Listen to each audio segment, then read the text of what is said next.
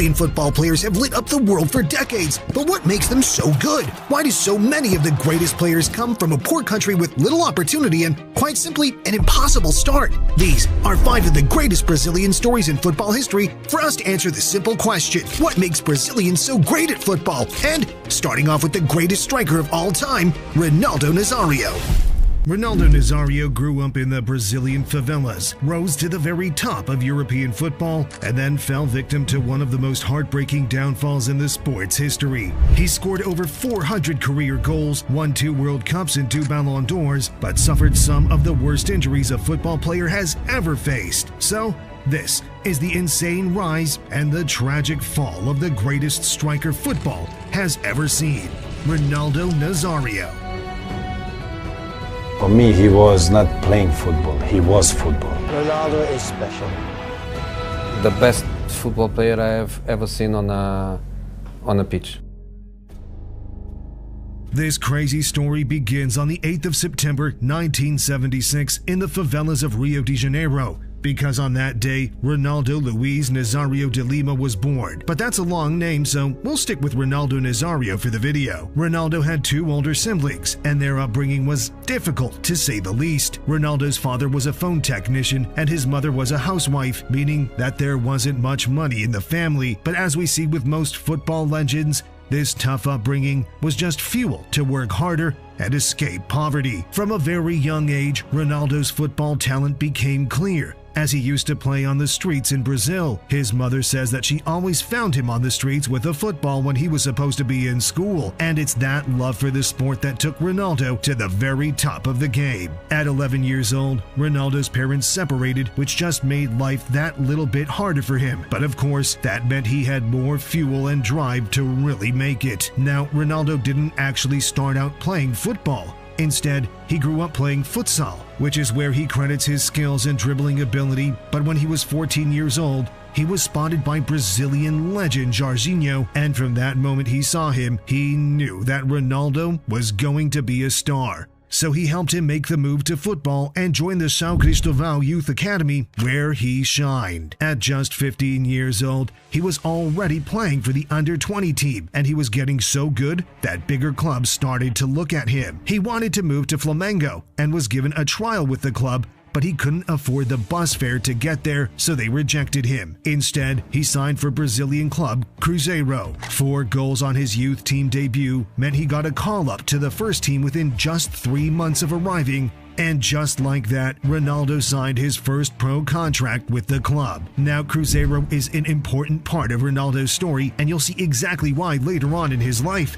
But for now, Ronaldo was 16 years old with more talent than anyone could imagine, and was about to start his professional football career.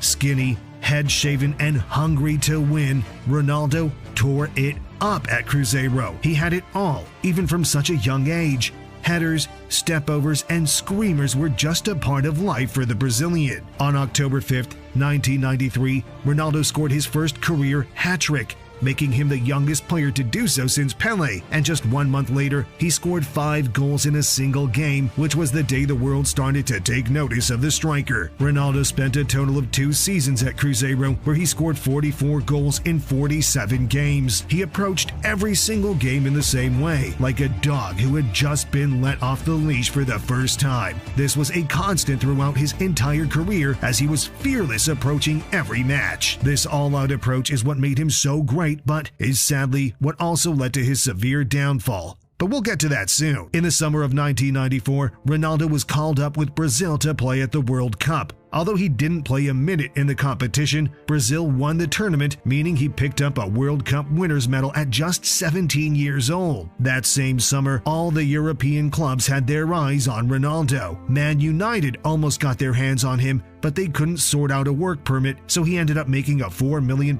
move to Dutch club PSV Eindhoven. At PSV, Ronaldo just kept getting better, and by 18 years old, he was already considered as one of the best strikers in the world.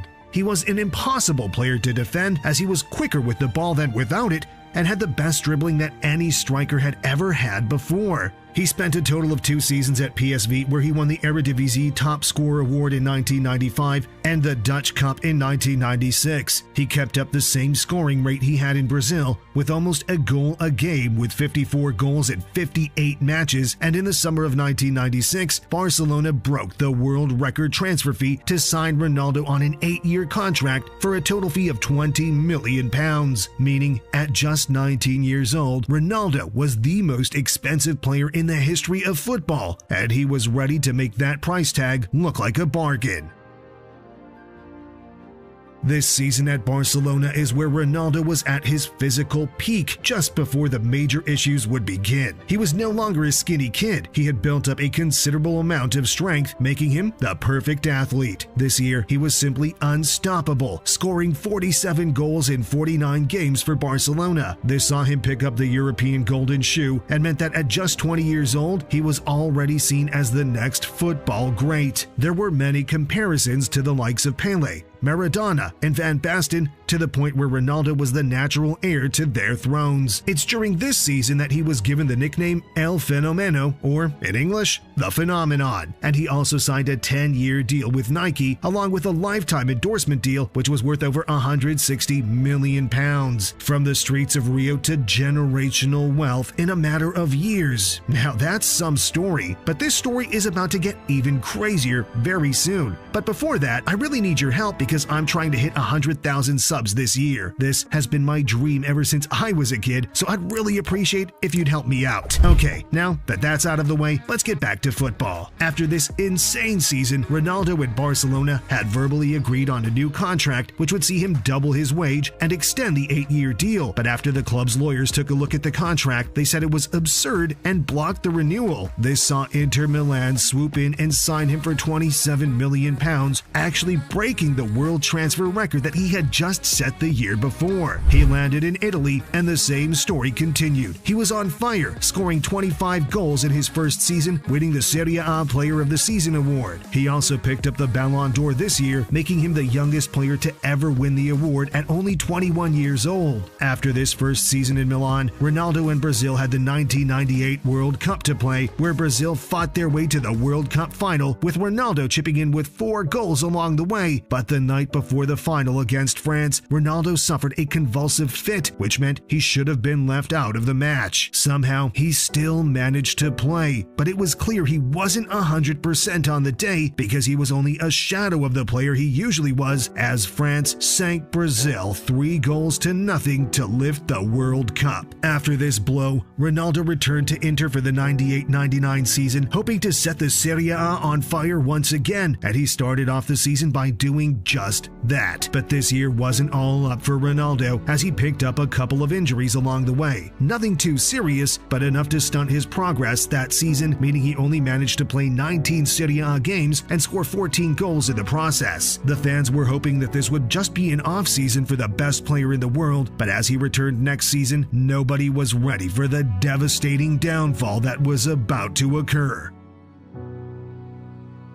Going into the 1999-2000 season, Ronaldo was named as the captain of Inter Milan, and Inter had very high hopes for the season ahead. But on the 21st of November, in a league game against Lecce, these hopes would be shattered. During this game, Ronaldo felt something wrong in his knee and was forced to leave the pitch early. He thought this was just a minor injury, but the medical staff later found out that he ruptured a tendon in his knee and required surgery, meaning he was set to miss at least 6 months of football. This was a real blow for Ronaldo and for Inter, as he was clearly the best player in the world at the time. But despite this setback, Ronaldo fought his way back through the recovery, and after 6 long months, he was deemed fit to play again. On the 12th of April 2000, Ronaldo made his way back onto the pitch, ready to regain his electric form, but this day marked the worst moment in his career. After only 6 minutes back on the pitch in the Coppa Italia final against Lazio, Ronaldo was running at the defense doing his famous stepovers that he had done 1,000 times before, but this time he just collapsed to the floor in agony. It turned out that Ronaldo suffered a complete rupture of the kneecap, tendons, an injury even worse than what he had last time. The club physio says that his kneecap actually exploded, making this the worst injury he had ever seen before. This injury was so bad that he had to not only miss the rest of this season,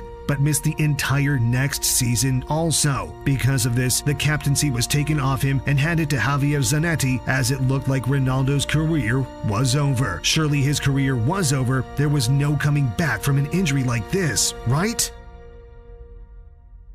In the summer of 2002, there was a World Cup to play. 4 years on from the Brazilian heartbreak against France in 1998, Ronaldo wasn't meant to make it to this tournament. The injury he had was supposed to finish his career, but in what is quite possibly the greatest career comeback in football history, Ronaldo somehow got fit for the end of the 2001-2002 season, and after more than 2 years out of the game, he came back and scored 7 goals in Inter's final 10 games of the season. This meant he was back and fit to play in the World Cup. But he wasn't only injury-free, he was angry and fired up, ready to dominate this World Cup. He showed up to the tournament with the most iconic haircut in football history and put on a show like no other. 8 goals in the tournament, including a brace in the final against Germany, saw Ronaldo Nazario lift the World Cup trophy for the second time in his career. But this time, he was the focal point of the team. Because of his World Cup heroics, he was handed the 2002 Ballon d'Or, naming him as the best football player in the world, as he was so clearly back to his best. Now, at this time, Florentino Perez was collecting the Infinity Stones with Real Madrid as he was splurging out on the best players in the world. And in this same summer, Ronaldo was the latest addition to the Galacticos, making a £46 million move away from Inter Milan to sign for Real Madrid. His signing broke the all-time jersey sale record in 24 hours, as the fans were so excited to have the best player in the world at their club. He actually arrived at Real Madrid slightly injured, which might have been a warning sign for the Real Madrid fans, but they didn't care because he quickly recovered and led Madrid to La Liga that season with 30 goals in 44 games. Probably the highlight of his Real Madrid career would have to be the hat-trick he scored against Man United at Old Trafford that even got the Man United fans up on their feet to clap for his brilliance. In the next season at Real Madrid, he suffered an injury late in the season, and without Ronaldo, they collapsed in all competitions, finishing the season trophyless, although Ronaldo still had a great season on a personal level. The 2004-05 season was basically a repeat of the previous in the sense that Ronaldo performed individually, picked up a couple of injuries, and Real Madrid didn't win anything significant. But this was the last time we would see Ronaldo Nazario in such fine form, because from 2006, his career started to fall apart in a tragic way. Ronaldo spent one more year at Real Madrid, where the injuries continued to pile up, but this time it wasn't just injuries getting in the way of his football. He started to experience some weight issues and couldn't stay in shape. He was diagnosed with hypothyroidism, which basically means his metabolism was slowed down and he put on weight much easier. So now Ronaldo was struggling with injuries, weight, and general fitness, which was seemingly getting the better of him. It didn't help that he fell out of favor with Real Madrid's new manager, Fabio Capello, who decided to ship him off to AC Milan in 2007 for £8 million. When Ronaldo arrived at AC Milan, he had this to say about his time at Real Madrid: "I would like to thank the fans who supported me all the time, and thank the teammates that I've had here and all the coaches I've had, except one." This was clearly a dig at Capello, but anyway, Ronaldo was now back in Italy, looking to jumpstart his career once more. What's interesting is that Ronaldo doesn't seem to care about club loyalty, having now played for both Barcelona and Real Madrid and Inter Milan and AC Milan. In Ronaldo's first season in Milan, he only managed to play 14 games, picking up 7 goals in the process, as the injuries and fitness issues persisted. Then going into his second season, they just got worse, as he only managed to play 300 minutes that whole year. Because of his inability to stay fit, AC Milan had to release him from the club in 2009, but Ronaldo wasn't going to give up on football just yet, because he was going to give it one last shot back home in Brazil. Before he was released by Milan, he suffered another bad knee injury, so he returned home looking for clubs to help him with his recovery. The Brazilian club Flamengo helped him for 4 months with his recovery and got him fit. Ronaldo claims to have grown up as a Flamengo fan, so it was looking like this was going to be a fairy tale ending to his career, signing for the club he grew up a fan of. The Flamengo fans were excited to have the legend join the club, but in a shocking turn of events, Ronaldo signed for Brazilian rivals Corinthians. The Flamengo fans were furious as they started to burn shirts of Ronaldo, but he just claims that he never received an offer from the club, so he chose to sign for a club that wanted him. Between 2009 and 2011, Ronaldo actually managed to play a total of 42 games in Brazil and bagged 24 goals in the process, despite the constant battles against injuries and weight gain. But on the 14th of February 2011, at 34 years old, Ronaldo decided to finally give in to his body and hang up his boots for good. After a total of 342 goals in 482 career games, Ronaldo had this to say: "It's very hard to leave something that made me so happy. Mentally, I wanted to continue, but I have to acknowledge that I lost to my body. The head wants to go on,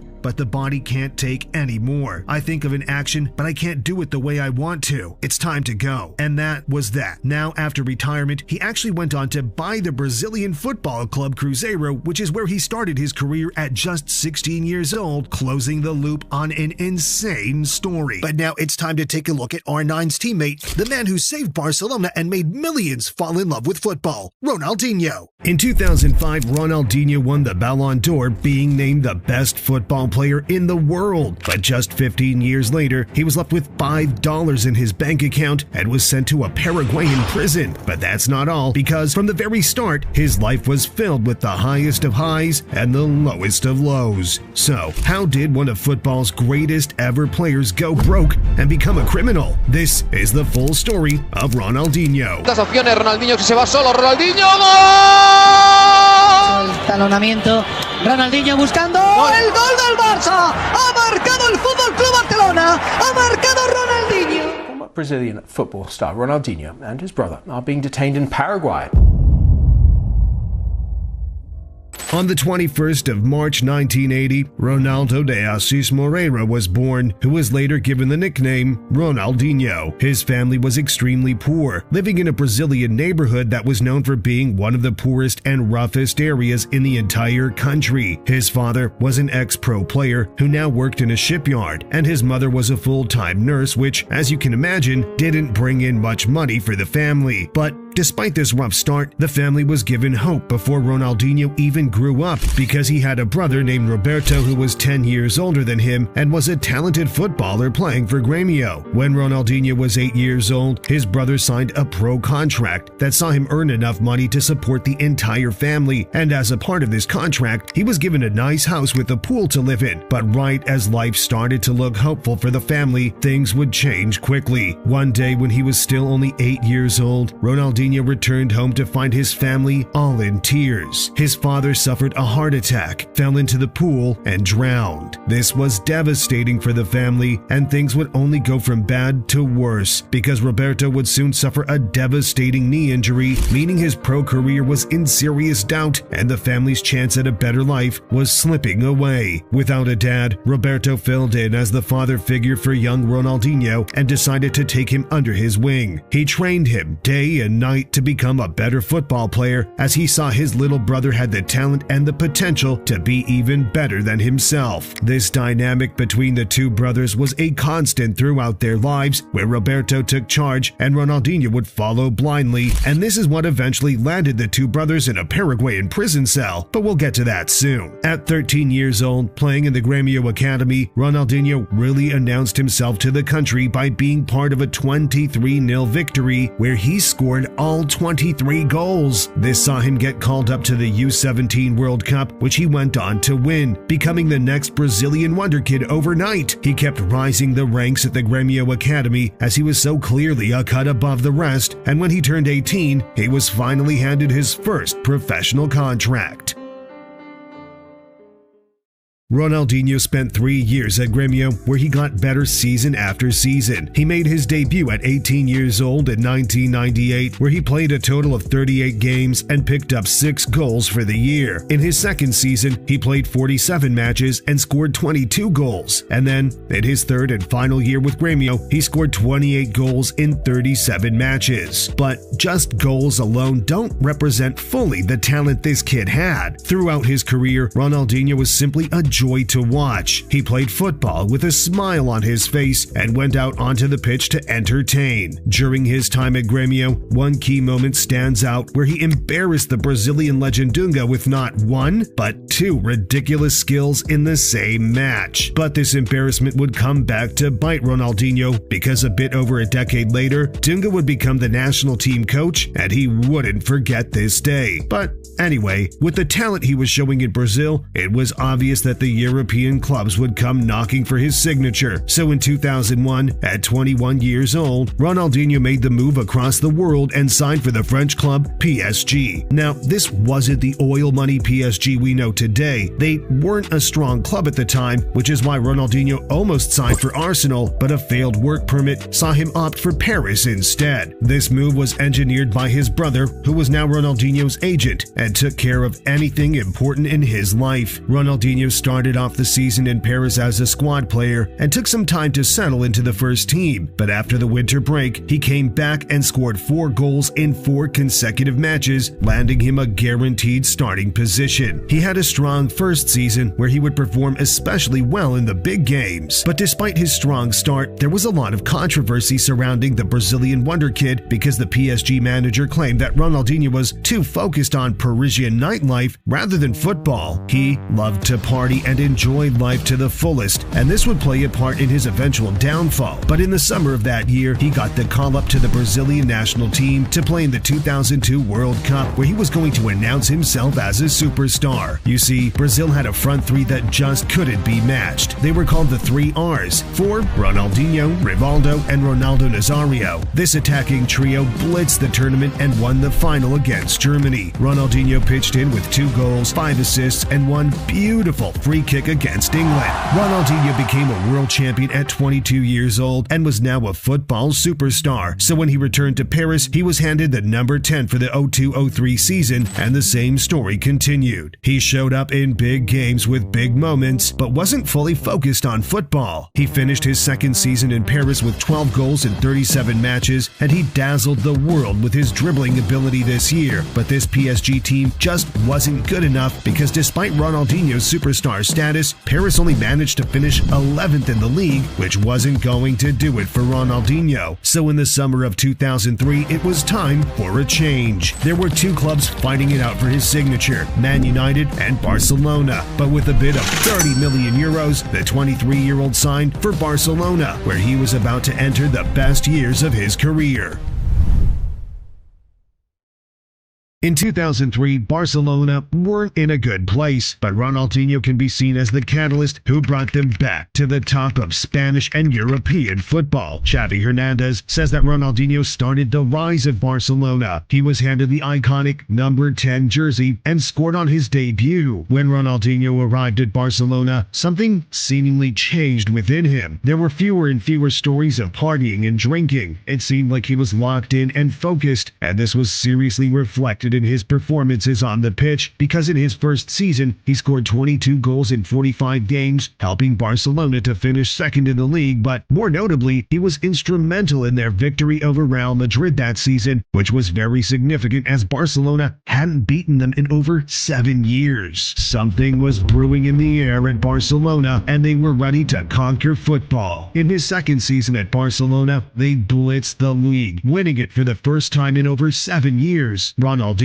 was named the FIFA Player of the Year, and things just got even better from there, because in the 05-06 season, Ronaldinho won his second La Liga in a row and his second FIFA Player of the Year award in a row, but he also won the Champions League and the Ballon d'Or, meaning he was quite clearly the best player in the world of football. He had his career best tally of 26 goals in a season, but again, just measuring him on goals would be a disservice to him, because he was mesmerizing to watch. He was was a world-class creator, feeding Samuel Eto'o all season, but even more than that, nobody could dribble quite like him. He had that Brazilian flair like never seen before. He picked up 2 of those goals, but what made this day so special was that the Real Madrid fans got up and applauded Ronaldinho, which is only the second time in history that the Real Madrid fans applauded for a Barcelona player. The only other time was for Diego Maradona, and that just shows the magic Ronaldinho had. In the following summer, there was the 2006 World Cup to play, 4 years on from Brazil's victory over Germany, and now Ronaldinho was even better than he was back then, and seemingly so was Brazil. Kaká, Adriano, Ronaldo, and Ronaldinho made the most fearsome front 4 in world football, but things didn't go as well as they did last time. This Brazil team was unbalanced, top-heavy, meaning they underperformed and saw an early exit in the quarterfinals against France. The Brazilian fans were distraught at such an early exit, but things got a lot worse very soon because right after the loss, Ronaldinho and Adriano threw a party which really rubbed the Brazilians the wrong way. They ended up tearing down a statue of Ronaldinho, and a lot of love was lost for the legend. This was also strange as everyone thought Ronaldinho had put his party days behind him to lock in and focus on football, but sadly, it seemed like after winning everything there was to win in football, Ronaldinho lost focus, and this was seen upon his return to Barcelona too. In the 06-07 season, there was nothing really to write home about for Ronaldinho. His performances dropped for the most part, but don't get me wrong, he was still a wizard with the ball. But now the attention in Spain was being put on a younger talent by the name of Lionel Messi. Going into the 07-08 season, things got worse for the now 27-year-old Brazilian because this year was plagued with injuries. Not to mention his poor habits of partying and lack of fitness were all taking a toll on his performances, and it was looking like his prime years were now behind him. At this time, Pep Guardiola arrived at Barcelona and saw Messi as his golden boy. He thought Ronaldinho was going to be a bad influence on the young superstar, so he wanted to get rid of him. Ronaldinho now had the reputation of being a part-time footballer and full-time party boy, which was reminiscent of his younger years in Paris. So, at 28 years old, Ronaldinho was shipped off to the Serie A to sign for AC Milan, where things would just keep getting worse for him.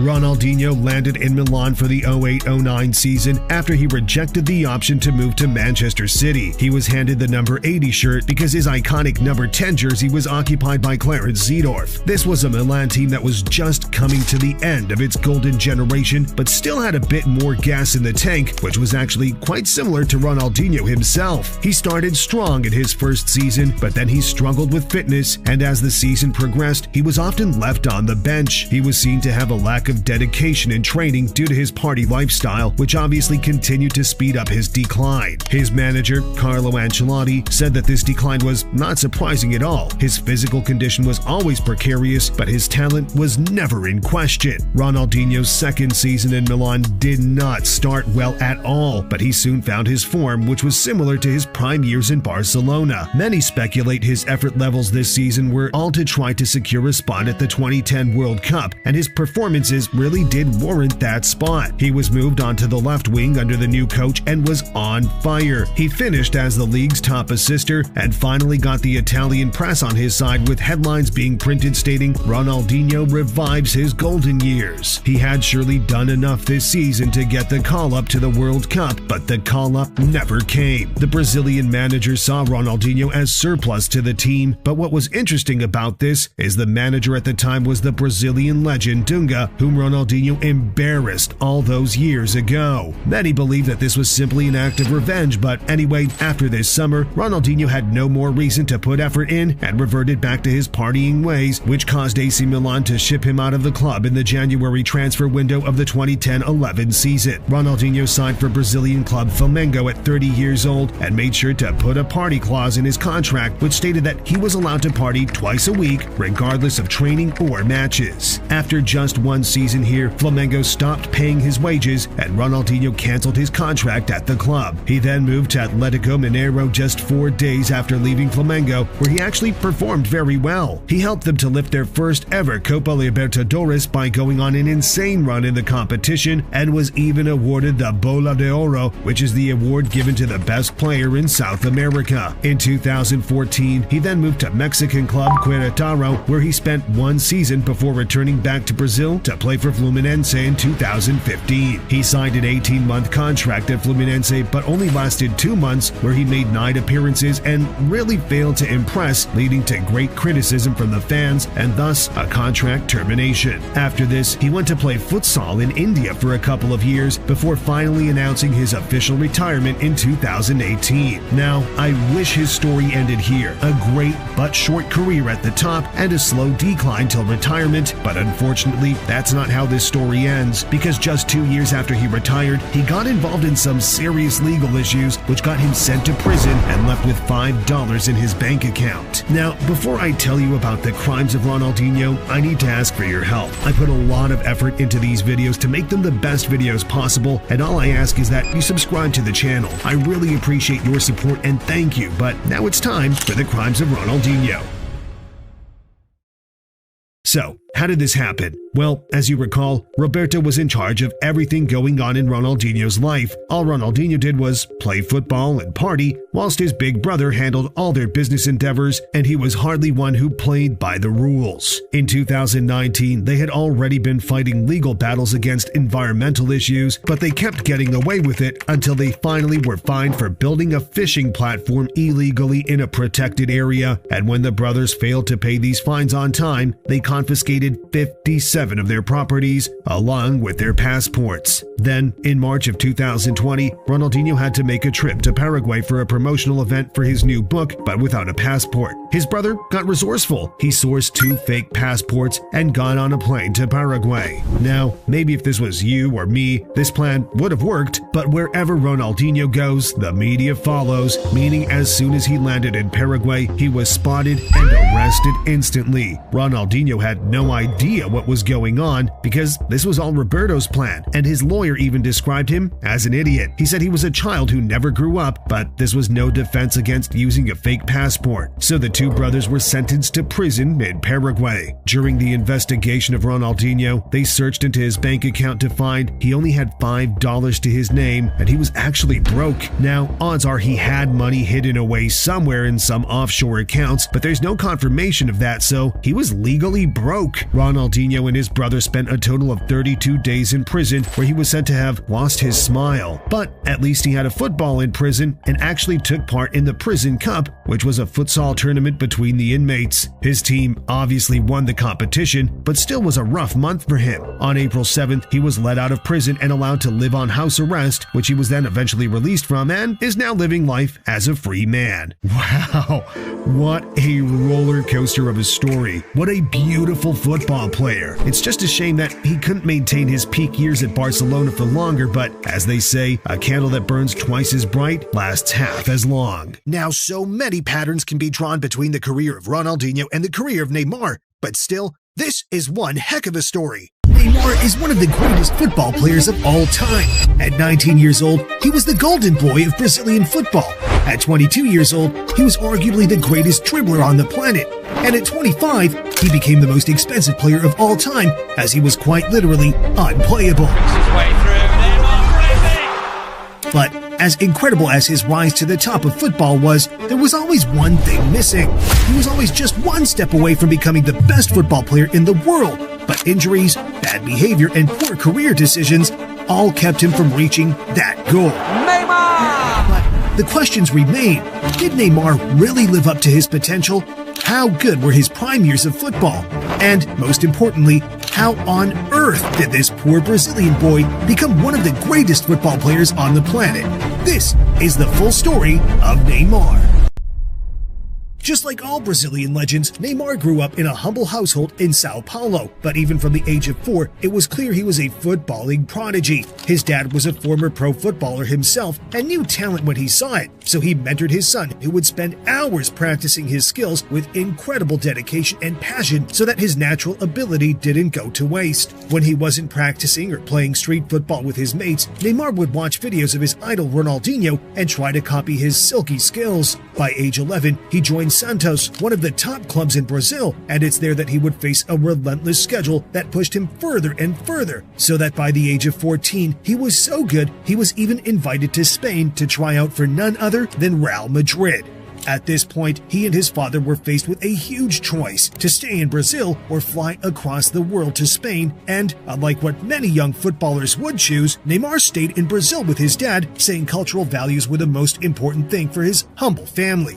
But as you know, this was not the last time Neymar would get interest from the big European teams, but all that was yet to come, because for now, he was just starting to make enough money playing in Brazil to contribute to his family, and so at 15 years old, they were finally able to buy a house, doing so right outside of the Santos Stadium to give Neymar even better chances of success. By the age of 17, Neymar made his debut for Santos, and it only took him a week before he scored his first goal for the club. He went on to score 14 league goals in that first season, but it was his dazzling dribbling and creativity that really got the fans off their seats and even got sponsors to take note. This is when Nike swooped in, giving Neymar an 11-year contract as, day by day, the world was starting to take note of this young Brazilian boy tearing up football in Brazil. And that was only going to get crazier the next year, because in 2010, Neymar scored an incredible 42 goals in 60 appearances for Santos, leading 14,000 fans to sign a petition that Neymar should be included in the Brazil World Cup squad. But believe it or not, head coach Ginga said he didn't have enough international experience to go to the 2010 World Cup in South Africa, where Brazil would lose out in the quarterfinals. But Neymar wouldn't be too worried, because it wasn't long before Brazil got a new head coach and he would finally make his national team debut. And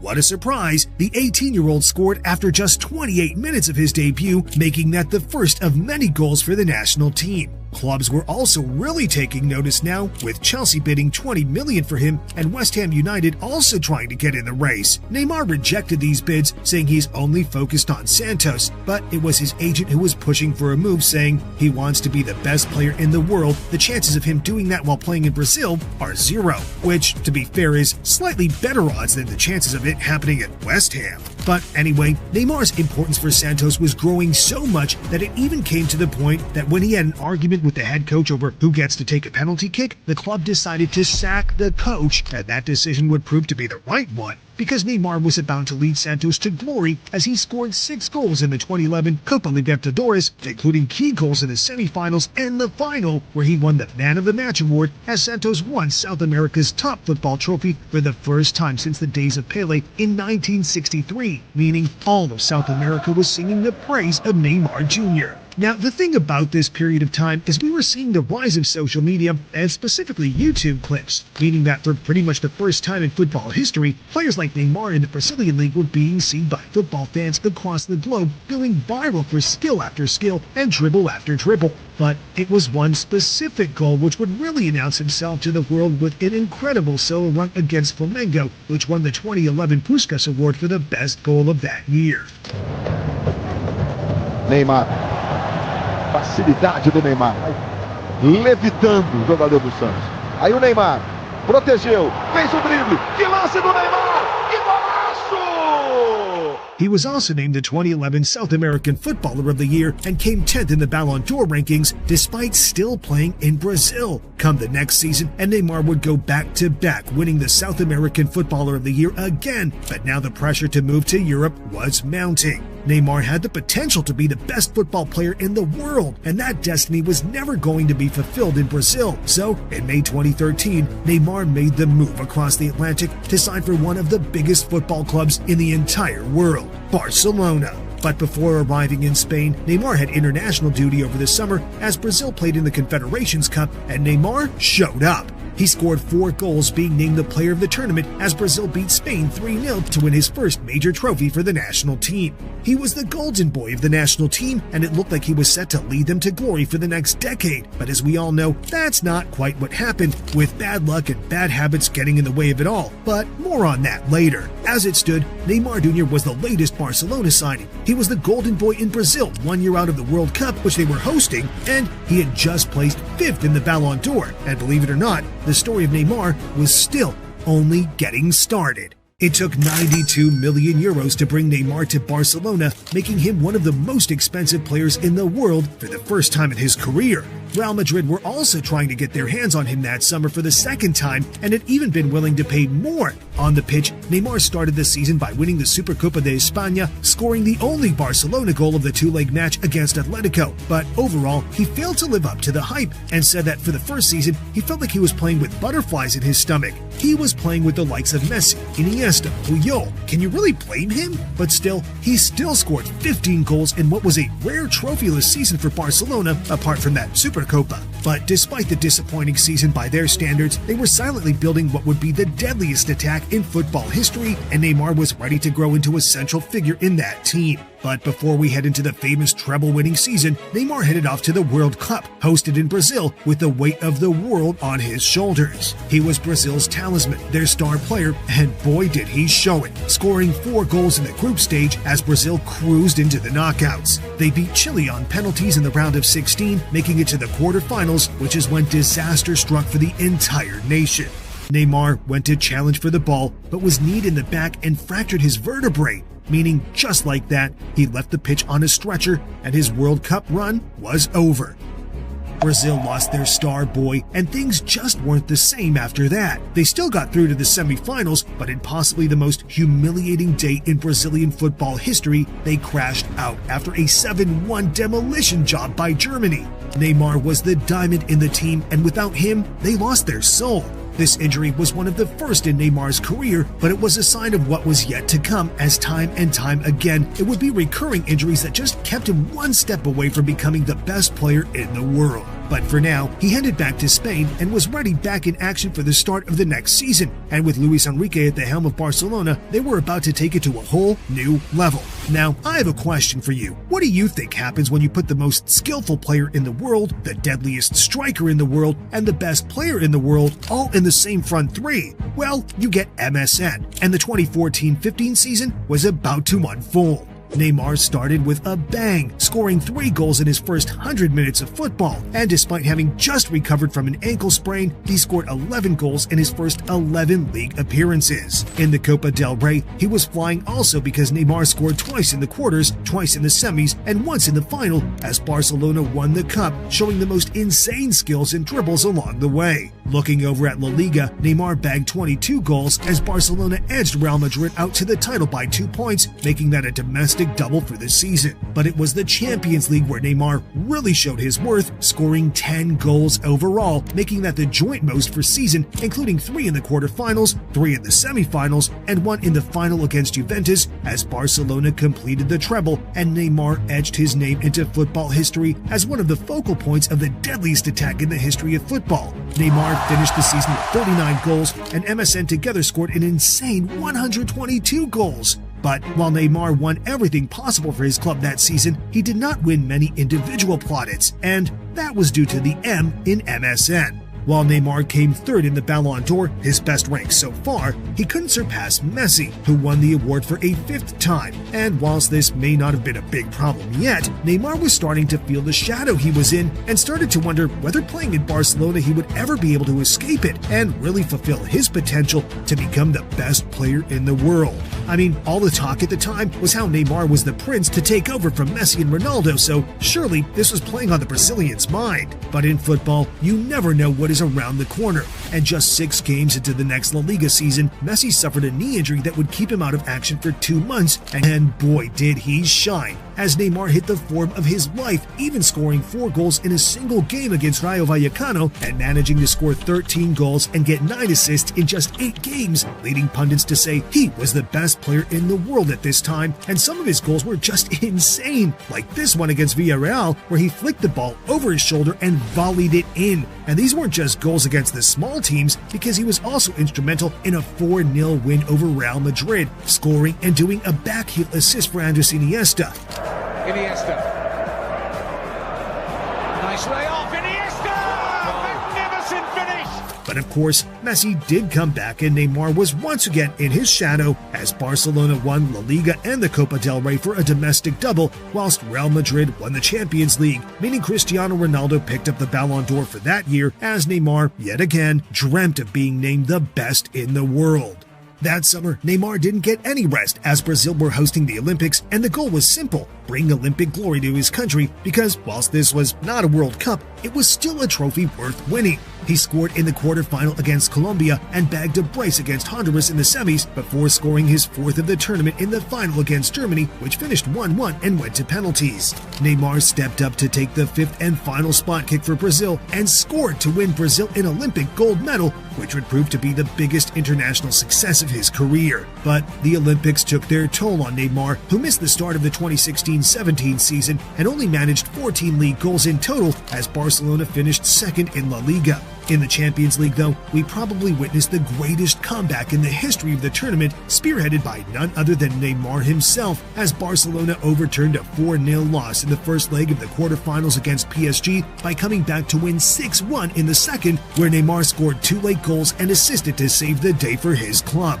But still, the club slumped out of the tournament in the quarterfinals, only winning the Copa del Rey. Now, Neymar is 25 years old, ready to enter the prime years of a football player, and he was really starting to believe he would never escape the shadow of Messi whilst he remained in Barcelona. Suarez and Messi pleaded for him to stay, telling him he will win a Ballon d'Or whilst playing there, but there were other opportunities calling out for Neymar, specifically one over in Paris, as PSG wanted to take their spending to the next level and finally go on to win the Champions League, meaning they prepared a world record €222 million bid to bring the superstar winger over to France, and just like that, MSN lost Neymar, and he was hoping finally he was going to take his rightful place as the best football player in the world. But unfortunately, that wouldn't be so straightforward. Now, obviously, with a transfer fee like that, Neymar was about to receive the paycheck of a lifetime, or so he thought, as his contract at PSG would make him the second highest paid footballer in the world. But while everyone believed the move was to get out from under Messi's shadow and prove how good he was, Neymar's father denied that the move was to improve Neymar's Ballon d'Or chances, and Neymar also said it was partly because many of his Brazilian teammates were at PSG at the time. But the move elevated PSG to a new level and gave Neymar the chance to become a legend at the club if he could deliver a Champions League title. And Neymar started at PSG on fire, scoring on his debut, and said, "People think leaving Barcelona is to die, but I'm more alive than ever." And he had become part of a new deadly trio, not MSN, but CNM, Cavani, Neymar, and Mbappe. And Neymar's hot form put him back in the Ballon d'Or race, finishing in third again, behind, of course, Messi and Ronaldo. And in January, he again bagged 4 goals in a single game against Dijon, including this awesome solo dribble. By the end of February, he had amassed 28 goals and 16 assists in 30 games, but then disaster struck, because just as he was proving that he could shine without Messi, Neymar fractured his metatarsal, ending his season early in what would be one. Luckily, he recovered in time to play for Brazil at the 2018 World Cup, where he scored twice and got 2 assists, as Brazil once again fell short, this time to Belgium in the quarterfinals. But Neymar's involvement in the World Cup was remembered not for his playing ability, but instead for his rolling around on the floor against Serbia, which was so bad that it became a viral meme, to the point that an actual English newspaper calculated he spent 14 minutes in the tournament clutching his ankle. But all those theatrics were due to the huge number of fouls and injuries he has suffered throughout his career. You see, there was 2 ways to look at it. A dribbler of his quality got so many knocks and hits throughout the last decade that surely he was more vulnerable. But by his own high standards, the next season was a disaster, because although he scored almost 1 goal a game up until Christmas and became the top-scoring Brazilian ever in the Champions League, another metatarsal fracture stopped Neymar from performing at the business end of the season,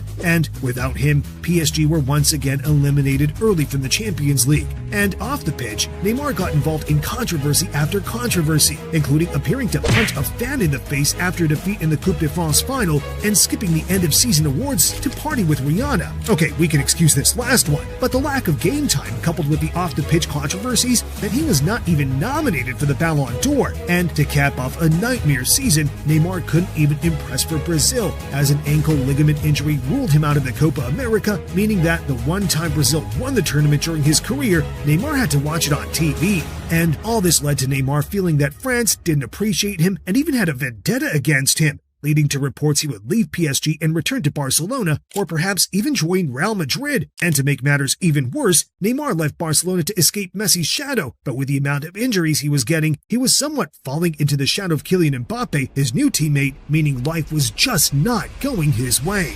But instead of leaving, he chose to stay at PSG and had his biggest season yet. Fitness issues and the Champions League suspension meant it was a late start for Neymar, who didn't play until PSG's 5th league game, and he also missed several games with a hamstring injury and bruised ribs. But in the 15 league matches he did play before the Ligue 1 season was cut short due to COVID, Neymar scored 13 and got 6 assists as PSG won the league, the cup, and the League Cup to do the domestic treble. But the 2019-20 season was all about the Champions League, and when Neymar could finally play, he helped PSG get past Borussia Dortmund with 2 vital goals in the round of 16 and grabbed an assist to push PSG past Atalanta in the quarterfinals. PSG then beat Leipzig 3-0 in the semis to set up a final against Bayern Munich. But unfortunately, PSG lost that match 1-0, and while it was the furthest Paris Saint-Germain had got in the competition so far in their history, the defeat left Neymar distraught, as he had come so close just to miss out on bringing greatness to Paris. And pundits agreed, with many saying he was the top player of the season, but typically, the Ballon d'Or was cancelled due to COVID, so there's no knowing whether Neymar could have beaten his previous third-place finishes. The following season saw Neymar pick up so many injuries and suspensions that it took him until May before he could play more than 3 league games in a row. First, he had COVID, then got a red card, then had adductor pain, then ankle problems. But despite this, he still managed a goal every 2 games and got 2 big assists against Bayern Munich to push PSG to the Champions League semi-finals. He still tried his tricks and flicks and even got booked in a game against Montpellier for trying a rainbow flick over an opponent, but all of Neymar's absences cost Paris Saint-Germain dearly as they missed out on the Ligue 1 title, finishing second behind Lille.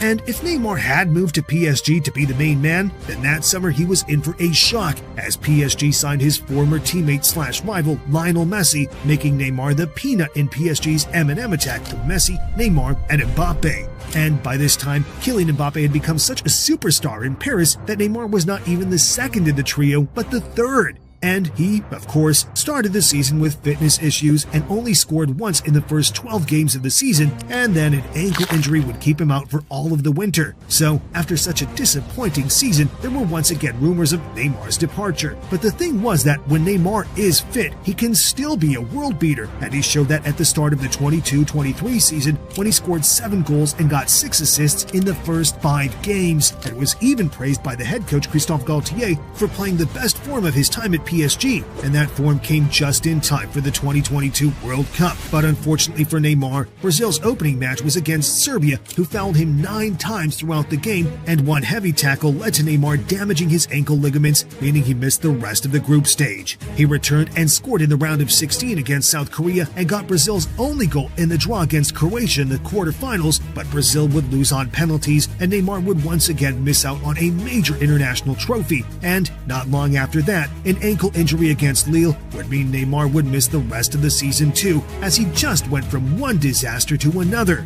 That would be the last time he would play for PSG, who had a complete squad overhaul, even getting rid of Messi. And while there were glimpses of his genius at PSG, injuries meant Neymar only managed to play more than 30 games a season during his time in Paris, and Neymar even said, "I was in a position to win the Ballon d'Or, but injuries made it difficult." But while he was linked with a return to Barcelona, Neymar's high wage demands and injury record weighed heavily on any club looking to sign him. So when a huge offer came in from Saudi Arabia, Neymar took it. And at that point, Saudi Arabia had attracted some of the biggest stars, from Cristiano Ronaldo to Karim Benzema, but the biggest club in Saudi Arabia, Al Hilal, needed a statement signing of their own. And they targeted Neymar, offering him $150 million a year to be the jewel in their crown. This was a statement by Neymar, almost a step down from the top of football. in admission he was no longer looking to be the best in the world as he chased the money over glory, and the story just gets sadder from here.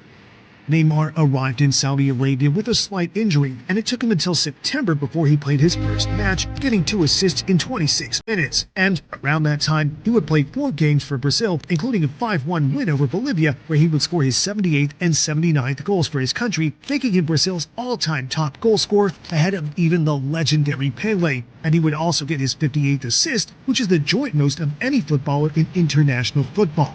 But in a match against Uruguay, he would go from these heights to the lowest point possible as he tore his ACL, and this injury would rule him out for the rest of the season, as once again, bad luck and injuries prevented Neymar from shining, as he had only played 5 games for Al Hilal at that point, and while he did play a few minutes in 2 games the following season in the Asian Champions League, his time in Saudi Arabia came to an abrupt end with the head coach Jorge Jesus saying Neymar can no longer perform at the level we're used to, and his huge cost for the club of almost 400 million euros for around 420 minutes of football meant Al Hilal paid Neymar almost €1 million per minute of football, causing many to label the move as the worst signing in the history of football.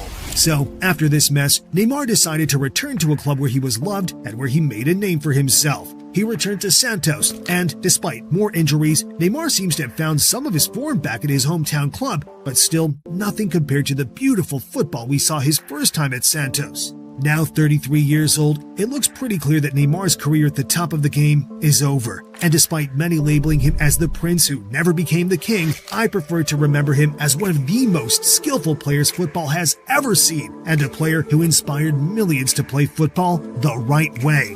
What a legend. But now let's take a look at who is currently the best Brazilian football player in the world, and a man who genuinely should have a Ballon d'Or in his trophy cabinet. Vinicius Jr. grew up as a Brazilian wonder kid, but by the age of 17, the whole country laughed at him. He was able to sign for Real Madrid for 45 million euros, and for the first 3 years was labeled a flop until he finally became the best football player in the world. But despite his talent, he has also become the most hated player in all of Spain. So how did he do it? How did a 45 million euro flop become the best, but also the most hated player in the world? This is the full story of Vinicius Jr.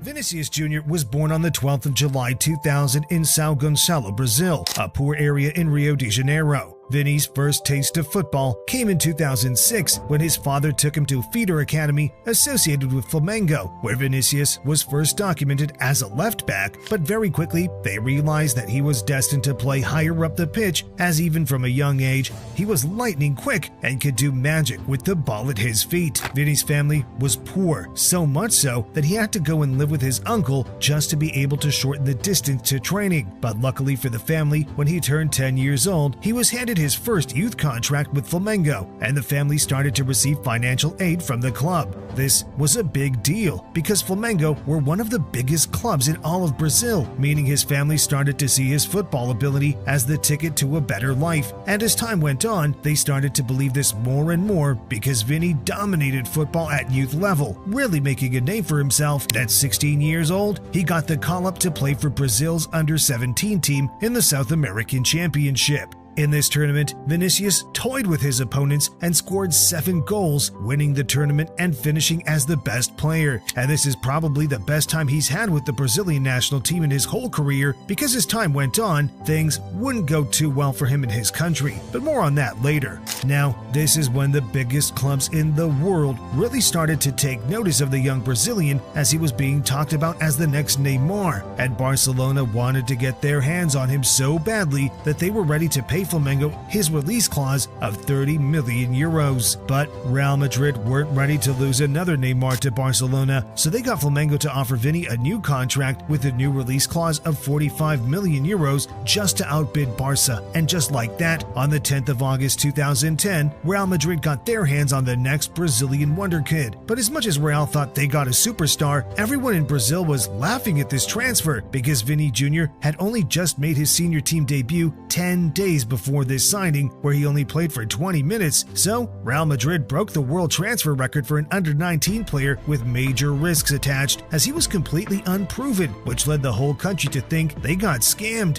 And for a while, they'd be right, until one day they wouldn't be right anymore. But we're gonna have to wait for that. For now, since Vinicius was under the age of 18, he couldn't get a work permit in Spain. So, before he could join the Spanish Giants, he had to spend the next 2 seasons at Flamengo, where things were quite rocky, to say the least. In his first season, he played a total of 37 games, where he only managed to score 4 goals and get 1 assist, which resulted in a lot of criticism from the Brazilian media. He was not playing well. He had poor decision-making and no end product, and with the €45 million price tag looming over his head, he was under even more pressure. He did manage to end the season strong though, and actually carried this into his second season in Brazil, where he scored 10 goals and registered 3 assists in 32 games. As his overall game improved drastically, he was happy on the pitch, always smiling and dancing, and now he had just turned 18 years old, meaning he finally got his dream move to Real Madrid.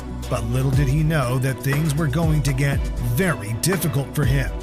On the 20th of July 2018, Vinicius Jr. was presented as a Real Madrid player, and from the very start, something was just off. In his presentation ceremony, he struggled to do some simple tricks, and it was looking like the pressure of the biggest club in the world was going to be too much for him. When he arrived, he began playing in the B team until the end of September, when he was brought on as a late substitute to make his debut for the club. A month later, on the 31st of October, he was handed his first start in a Copa del Rey match, where he picked up 2 assists in a 4-0 win, and just 4 days later, he was becoming a regular starter. And by the end of February, he got his first call-up to the Brazilian national team. But everything came crumbling down on the 6th of March in a Champions League game against Ajax, where Vini would suffer a ligament tear that ended his season on the spot. As he recovered for the 1920 season, a few things had changed. Zinedine Zidane was back at Real Madrid for his second stint as manager, and they had just spent €100 million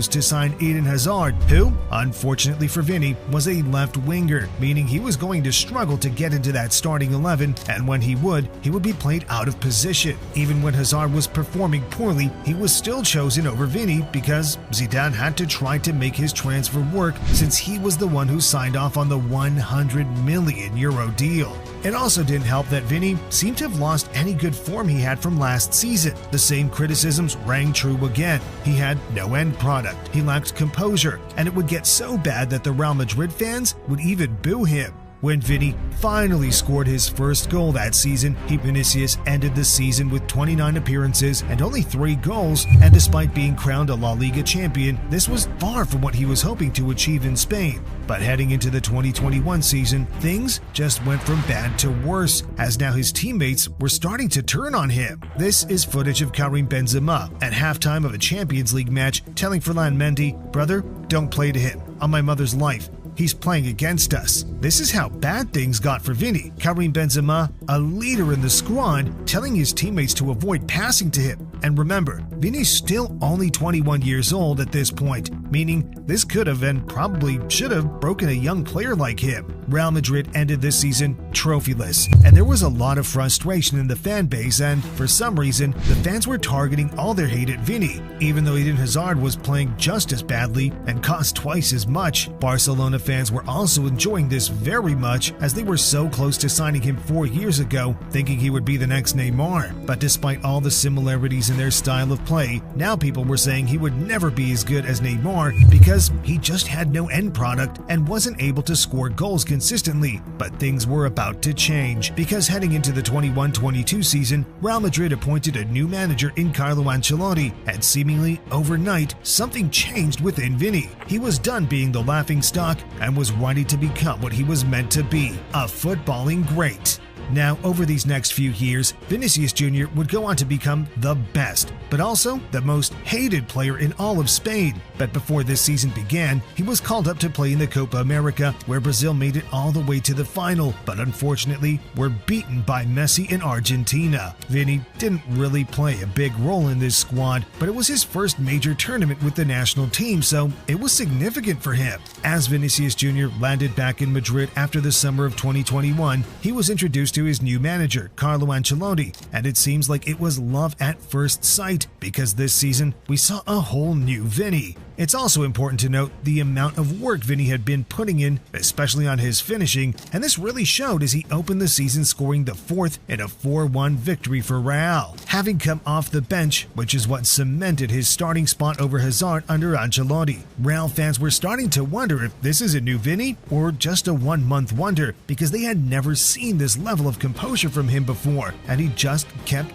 getting better. On the 30th of October, he bagged a brace to beat Elche 2-1 and send Real top of the table. These were his 8th and 9th goals of the season, meaning just 2 months into the season, he had broken his goal-scoring record of the previous 3 seasons. And he didn't stop there. He had quickly formed a killer partnership with none other than Karim Benzema, the one who just 1 year before was instructing the team to avoid passing to him. And by the end of this season, Benzema would go on to take back what he said, as he claims Vini came back a changed man this year. All in all, this season was amazing for Real Madrid. They lifted La Liga and the Champions League trophy, and this time round, Vini played crucial roles in both victories. He finished this season with 22 goals and 20 assists, which was more than his previous 3 combined, and he also showed up in the biggest games, scoring in the Champions League semi-final against Man City and then scoring the only goal in the final against Liverpool, meaning he was the reason Real Madrid were the champions of Europe. He was named as the Champions League Young Player of the Season and placed in both the La Liga and the Champions League Teams of the Season. Even though Benzema was the star man at Real Madrid this season, eventually going on to pick up the Ballon d'Or, it was very clear that Vinicius Jr. had finally evolved and become one of the best players at world football. But now, since his performances on the pitch were no longer something that people could attack, and since a lot of rival fans love to hate on Vini, they turned to the color of his skin instead, as he became a serial victim to many racist chants, attacks, and comments. Vinicius Jr. is a provocative player. He showboats, he dances, he loves an argument, and this makes him an easy target for the racists, and this is something that would continue to get worse over the coming seasons. Now, heading into the 2022-23 season, he kept his form up and actually bettered his output tally as he ended the season with 23 goals and 21 assists. Real Madrid fell short in La Liga, losing it out to Barcelona, and they were knocked out in the semi-finals of the Champions League by the eventual winners, Man City. But Vinicius still cropped up in big games like the round of 16 against Liverpool and the semi-final first leg against City. Vinicius did manage to lift the Copa del Rey, and this season also had a World Cup sandwiched in the middle of it, but as is now the common case, Brazil underperformed, meaning there isn't really much to talk about. This season, it seemed like it was the world against Vini, as he was by far the most tackled player in all of Europe, as so many players hated his style of play and would often find his trickery insulting, so there was a lot of extra aggression placed on him. The issue here was that the referees weren't doing much to protect Vini, and they often let things go by. There were also a number of incidents from fans showing pure hatred against Vini, like when there was an effigy hung of him, and the real boiling point of this year was the penultimate game of the season where Real Madrid faced Valencia. Vini had been receiving racist insults and comments quite frequently in many away grounds this season, but none seemed to be as bad as this game. Throughout the entire match, the chants and the comments were louder than ever, with the referee even having to pause the game. Vinicius walked up to the crowd and pointed at a specific few who had been hurling abuse at him all game. Tensions were very clearly high in the stadium, and towards the end of the match, a fight broke out amongst the players. Vini was grabbed from his neck and he retaliated, pushing the guy off, but the referee decided to hand Vini a red card for this. So, after being hurled abuse at and attacked, he was getting sent off, and this was obviously not going to end well for La Liga. Vinicius took to social media to attack the league's handling of this entire situation, and support poured in from the world of football. Vini was fed up with all the hate, but he was just going to take this and turn this into fuel, as he was eager to meet Valencia again to get his revenge. So, now heading into the 23-24 season, his 6th year at Madrid, Vinicius Jr. was handed the number 7 jersey as Eden Hazard finally left the club. Karim Benzema also left to the Saudi League, meaning Vinicius Jr. was officially the main man at Madrid, and with the addition of Jude Bellingham and the continued growth of Rodrigo, boy, were they ready to cook. For the third season in a row, Vinicius scored more goals than the last, as this year he picked up 24 goals in 39 games, but his performances were more than just stats, as he was simply unstoppable. On the 31st of October, Real Madrid announced a contract extension, which meant Vinicius was guaranteed to stay at the club for another 4 years. This was especially significant since people were speculating that he wanted out of Spain due to the heavy levels of racism, but Vinny preferred to take revenge, and in March of this season, he finally got to return to Valencia for the first time since his sending off. The game didn't start as he hoped, as Real Madrid found themselves 2 goals down, and, as expected, Vinicius was playing in his usual expressive style, and Valencia fans were abusing him for it. Luckily for Vinny, he was able to score 2 goals to level the game, celebrating the second, creating an iconic image in front of the Valencia fans. Jude Bellingham went on to score a late winner, but the referee blew the whistle right before the ball went in, meaning this historic game was overshadowed by a refereeing error. Despite this controversy, Real Madrid carried on to have a fantastic end to the season as they comfortably lifted the La Liga title, with Vinny finishing in the team of the tournament for the 3rd year in a row. In the Champions League, though, Vinny would step up his game even further as he finished as the player of the tournament with 6 goals and 5 assists, with crucial goals in both the semi-finals and the final to lift his 2nd Champions League. A couple crazy stats about this. He's now scored in the Champions League semi-final 3 years in a row, and he's the youngest player to ever score in 2 separate Champions League finals. Talk about a big game player. As the summer rolled on, Brazil played another Copa America with Vinicius, but yet again, nothing really to talk about. But this definitely does not take away from the season Vinicius Jr. had. He used to be told that he will never be as good as Neymar because he lacked the composure, but now he's on track to do what Neymar failed to do his whole career, as he is being talked about as the best football player in the world. And now, last but certainly not least, it's time for the story of the Brazilian superstar who was quite literally forced to become a football player. Every year, 1.4 million boys are born in Brazil, but on average, only 5 make it to top-flight football in Europe. Those are odds of 1 in 270,000. But what if I told you Rodrigo had different odds? Because from before he was even born, he had no choice but to become a football superstar, as his father engineered his entire life to make sure he becomes one of the greatest players of this generation. But still, this wouldn't come easy, as time and time again they risked it all just for the shot of success, but somehow, every time, the odds fell in Rodrigo's favor. But was this possible? How did a boy who was forced to become a football player become one of the biggest stars in the entire sport?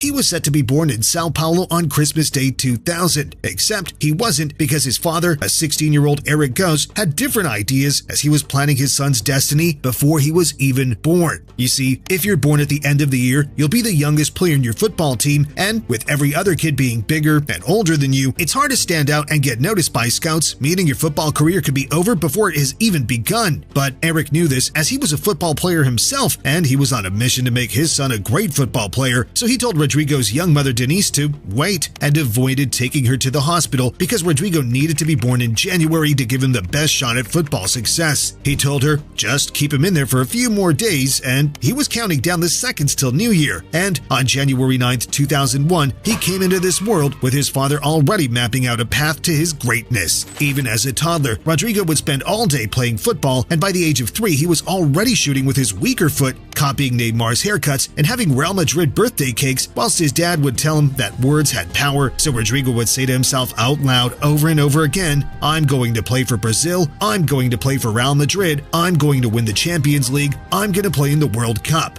Now, at the same time, Rodrigo's dad was trying himself to make it as a professional footballer in Brazil's Serie B, so he knew how hard it was to make it in a country where every kid wants to be the next Pele, Ronaldo, Nazario, or Neymar, and there are so many players with unbelievable skills who end up just missing out on their dreams, so because of this, he was tough on Rodrigo, especially when it came to football. Eric Goes would be the referee for his son's futsal games, and instead of being an overprotective dad, he did the opposite, allowing Rodrigo's opponents to foul him all match long without giving a single free kick, and those opponents knew this, so they would kick Rodrigo all game long. But it was clear to see that everything his dad had been doing was paying off, because a fire had been lit inside Rodrigo, and he was in a rush to make it pro, so much so that at just 6 years old, he had got into the van of a random stranger who promised him the chance to play in a tournament, leading to his family to think he got kidnapped. Now, at this time, Rodrigo's dad's career was starting to take off, so Rodrigo would only see him at the weekends, and his dad would do his best when he was playing for Mirassol in the Sao Paulo State Championship. He took Rodrigo to all his games, including one match when his dad faced Neymar, and since Rodrigo had idolized him and watched so many of his games, he was giving his dad pre-game tactics to be able to defend against Neymar. But after the match, he got to meet his idol at Santos, and that was a life-changing moment for the boy. Santos was a club of legends, not just Neymar, but Pele, Robinho, Ganso, and they believe every generation has a new legend, a new thunderbolt that strikes Santos, and people would soon believe that the next thunderbolt was Rodrigo. But at that time, he didn't play for Santos, as his academy, where he had been playing since he was 8 years old, was actually part of Sao Paulo, who are one of Santos's main rivals and Brazil's biggest clubs, and surprisingly didn't let youth players play competitive games until they were 15. But as you know, Rodrigo can't wait because in Brazil, if you don't get spotted early, you can miss out on your dreams, so there was no choice. Rodrigo had to leave Sao Paulo and join local rival Santos, which was a full 2 hours away. But still, aged just 9, he turned up to a training session for older kids and blew everyone away. So he started training with Santos 3 times a week, but still kept training at Sao Paulo too, and this gave him a mad routine of training, school, and futsal for 5 tough years. Rodrigo would only see his dad, his hero and mentor, during the summer vacation, but soon this would all start to pay off as Rodrigo would start catching the attention of watchers from all over the world, including sportswear giants Nike, who spotted him at a tournament in New York and signed him as their youngest ever affiliated athlete at the age of just 11.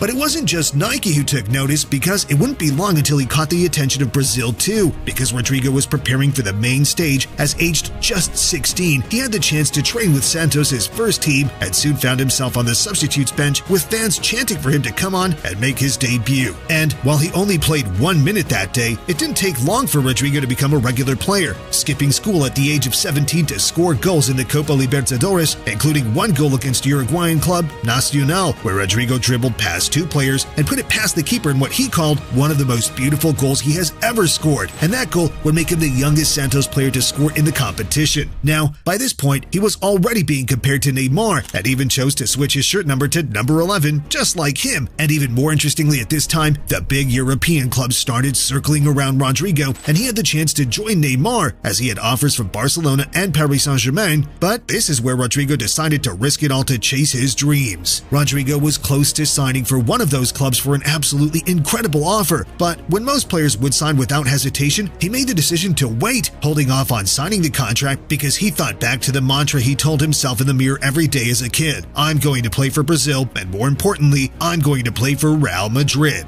So even though his dad was saying, you have to take what you're given, Rodrigo took a wild gamble and told his dad to give him 1 more game before deciding his future, saying he was going to score a hat-trick, and that would be enough to convince Real Madrid to come knocking. And believe it or not, he scored in the 22nd, 26th, Rodrigo domina, Rodrigo faz a finta, Rodrigo chega, pé direito, bateu Rodrigo! and 31st minutes of the match, Rodrigo, pro Rodrigo, gol!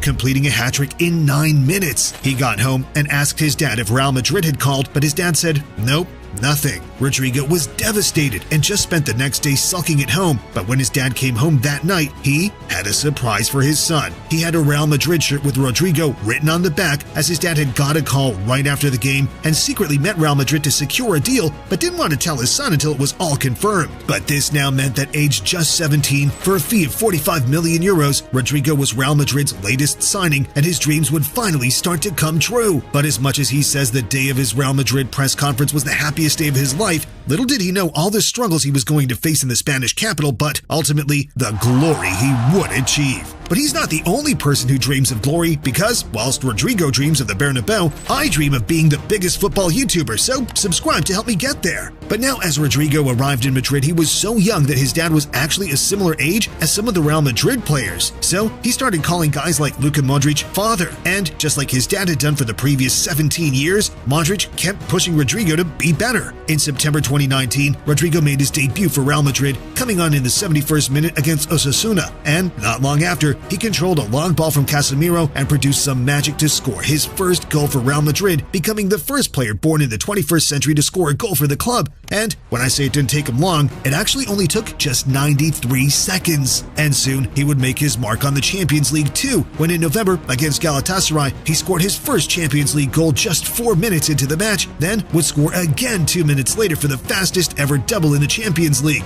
And when Real Madrid won a penalty a few minutes later, he might have scored the fastest ever Champions League hat-trick, but Sergio Ramos took the spot kick instead. But still, Rodrigo kept going and scored right at the end of the game to complete his hat-trick, making him the second youngest ever player to score a hat-trick in the Champions League. Following his early success in Madrid, it wouldn't be long until another one of his dreams would come true, because one night he was woken up to screaming downstairs. He rushed down wondering what was going on, and his family told him he had just been called up to play for the Brazilian national team, meaning he was going to play for his country and play alongside his inspiration and idol, Neymar. And he had achieved the second of his mantras, "I will play for Brazil." But after that bright start, Rodrigo began to struggle at Madrid, scoring only 3 more goals in his debut season and playing less than 1,000 minutes in La Liga in 2020-21 as he suffered from a hamstring injury. At this point, some Real Madrid fans even started labeling Rodrigo as a flop and suggesting that he should be sold. They saw the signings of Rodrigo and Vinicius Jr. as gambles on young players with potential and said Real should have signed seasoned pros instead. And to make things worse, Rodrigo simply didn't fit into Real Madrid's attack. His best position, where he played for Santos, was on the left wing, and in his entire time in Brazil, he only played on the right wing 4 times. He said, "Since I was a kid, I started on the left, and it's natural for me to play better in this position." But with Vinicius Jr. locking down the left wing, and with mega money signing Eden Hazard also competing for the position, Rodrigo was forced to play on his weaker side, and his performances slumped in Zinedine Zidane's final year at Real. But even under Carlo Ancelotti, his struggles continued going into the start of the 21-22 season. But then, Rodrigo started to hit some form, with 7 goal contributions in the final 8 games of the league season, showing glimpses of what a player he could be and helping push Real Madrid over the line to the La Liga trophy. But it was in the Champions League where Rodrigo really made a name for himself. Real Madrid had a tough campaign, narrowly beating out PSG in the round of 16, then roll on to the quarterfinals, and they came up against Chelsea, where they won the first leg 3-1, but found themselves 3-0 down in the second leg, meaning they were losing 4-3 on aggregate. But it was at this point that Carlo Ancelotti turned to the substitutes bench in the 78th minute and told Rodrigo to simply change the game. Moments after he came onto the pitch, he received a pass from Luka Modric and shot inside the keeper's near post to level the scores and take the game to extra time. And Real managed to get another goal in extra time to send them to the semi-finals, where they faced Manchester City. They lost the first leg 4-3 and were down a goal in the second leg, so needed 2 goals to force extra time. And once again, Rodrigo was called upon to change the game. But the game was already done, with the TV screen giving Manchester City a 99% chance of winning the game, and Real Madrid a 1% chance. But with 40 seconds of normal time to go, Rodrigo scored, and with 6 minutes of added time, they had some hope. And when the cross came in, Rodrigo jumped to meet it and scored a second of the game to level the scores. And the rest is history, as Real Madrid went on to win the Champions League, and Rodrigo ticked off the third of his dreams, winning the Champions League.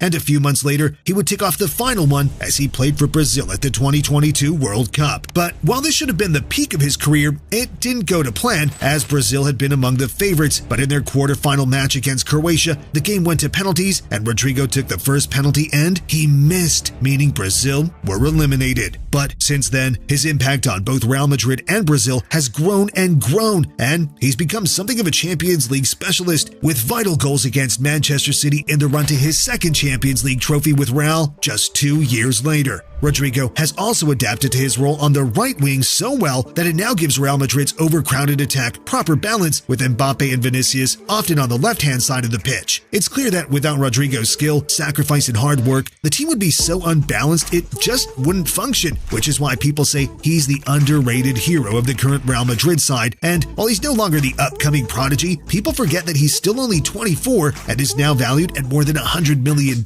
which makes it even more strange that he's yet to feature on any Ballon d'Or shortlists, as the media just keeps leaving him out of the spotlight. But I'm sure he's going to prove them wrong.